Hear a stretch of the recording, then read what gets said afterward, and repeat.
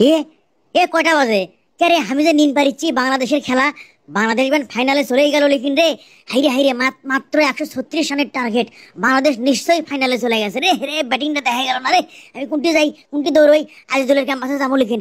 হাইরে তোমার জুতো কুটি, জুতো ঘুমা নাই? আরে জুতো ছাড়াই যাবো, দেখি তো কি হচ্ছে আজকে। বাংলাদেশ কেডা চাচা, বাংলাদেশ কি জিতে গেছে পাকিস্তানের সাথে? মাত্র 136 রানের টার্গেট। আরে না, কেন করে জিতবি? ওরা তো এমন ভাবে খেলিচ্ছে মনে হয় যে 236 রানের টার্গেট লেগে খেলিচ্ছে। মিশে অজগবি খেলি মারবে যায়, মেজাজ খারাপ। তা হেরেই গেল। তা হেরবি না কি করবি? এই সোহনক কৃষক দলত লাই, সোহন কোনো ব্যাটার কোনো ব্যাটসম্যান? ওই তো ব্যাট করবারই পায় না, বল করলে ক্যাম্বা ক্যাম্বা করে, কাজ তো সোলার লাগান করে। তুমি কোন আক্কেলে কো বাংলাদেশ জিতছে?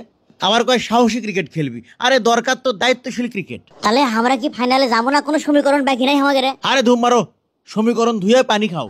তাই বলে 136 রান করে ভালো না, অগরক না হাতুড়িতে ব্যাট করার ট্রেনিং করালো, তারপরে কবার সুমিটার দৌড় পেরে নিল অগরের কাছ থেকে। তাই বলে কি প্রতি বলেই 4-6 মারবার যাওয়া লাগবে?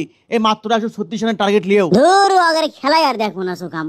আপনি জানেন আরে শরীরলে আমার জামন রেস্টুরেন্টে পিজ্জা খাবার যাওয়ার কথা আসলো, এই খেলা দেখা করে সেটা আমি যাইনি। তুমি পিজ্জা খাওয়া লিয়ে আসো, আর তোমার চাষি সন্ধ্যের থেকে আমার সাথে লাগছে যে এলটি ফার্নিচারে নিয়ে যাও, সোফা কিনে দাও। এই খেলার জন্য আমি যাইনি, এখন আমাকে বাড়ি দিতে দিবে মিয়া, বুঝছো তুমি?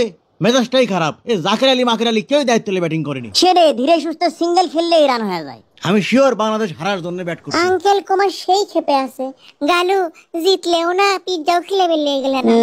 ঠিকই কছো, তোমার পিজ্জা খেলে বেরিয়ে নিয়ে যাওয়া লাগলো, হয়নি ভুলি হয়ে গেছে। যাবো এখন পিজ্জা খাবার জামনে। পিজ্জা তো তোমার কাছ থেকে আমি খামোই, মাটির হাড়ি রেস্টুরেন্টে যা গরু গোস্ত দিয়ে খিচড়িও খামো, কিন্তু আজকে এত আত্মীয় আর যাবো না। আজকে ওই দিশারি সুলতানি রেডিমিক্স লাচ্চা সেমাই গরম পানি দিয়ে বানিয়ে খামো। দুধ চিনি মশলা বেমাক দেওয়া থাকে তো গরম পানি দিলি হয়। খাওয়া ছাড়া তুমি তো আর অন্য কিছু তুমি বোঝো না। বাংলাদেশ জিঙ্গা করে পাকিস্তানের কাছে হারলো, তোমার খাওয়ার রুচি আসে কেমনে? তুমি ওগুলো খেলা দেখো কেমনে? প্রতিবার হারলেই তো মনে হয় আমি আর খেলা দেখবো না, কিন্তু খেলা শুরু হলে তো না দেখে থাকতে পারবাই না। বিসিবির উচিত কি জানো? অগরক 3 মাস বেতন না দেওয়া।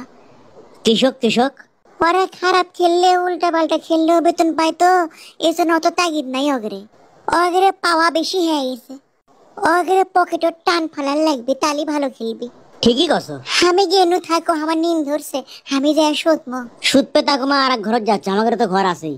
না তুমি একলাই থাকো, ঘরে যা ওই যে বাংলাদেশ যে হাল্লো টিভি সেটার হাইলাইটস দেখাবি। যাও তুমি হাইলাইটস দেখো যাও। হাইলাইটস দেখবো না বারে, আমারও তো নিন ধরছে। তুমি খেলা দেখার জন্য আমাকে পিজ্জা খেলে বেরিয়ে যাওনি, মনে আছে?